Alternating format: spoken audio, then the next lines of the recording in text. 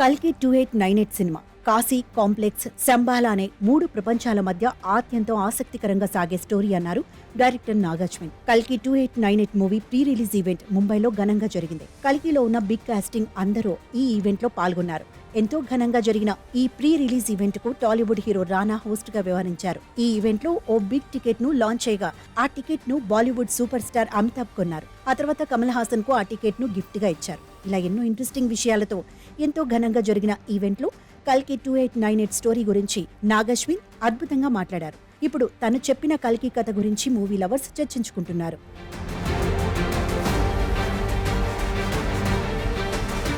కల్కి సినిమా కోసం 3 ప్రపంచాల్ని క్రియేట్ చేసినట్లు తెలిపారు డైరెక్టర్ నాగాశ్విన్. ప్రపంచంలోనే మొదటి నగరంగా కాశీ గుర్తింపు పొందిందని, నాగరికత ఆవిర్భవించింది ఇక్కడినని చెప్పారు.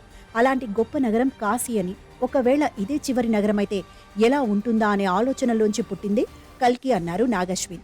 మనిషి బతకడానికి కావాల్సిన కనీస అవసరాల కోసం కాశీ ప్రజలు అలుపెరుగని పోరాటం చేస్తారని చెప్పారు. గంగా నది ఎండిపోవడంతో కాశీ ప్రజలు ఆకలితో అలమటిస్తారని అన్నారు. ఆకాశంలో కిలోమీటర్ మేర ఉండే మరో ప్రపంచం కాంప్లెక్స్ అని, త్రిశంకు స్వర్గం లాంటి ఆ ప్రదేశంలో అన్నీ దొరుకుతాయని చెప్పారు నాగాశ్విన్.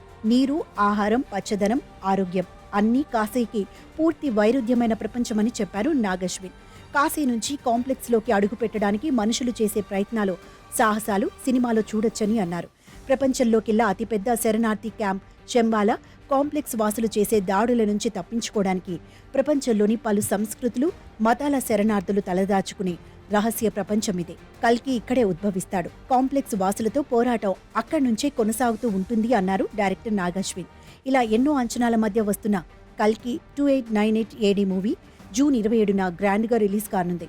ఈ సినిమా కోసం మూవీ లవర్స్ ఎంతో ఈగర్ గా వెయిట్ చేస్తున్నారు.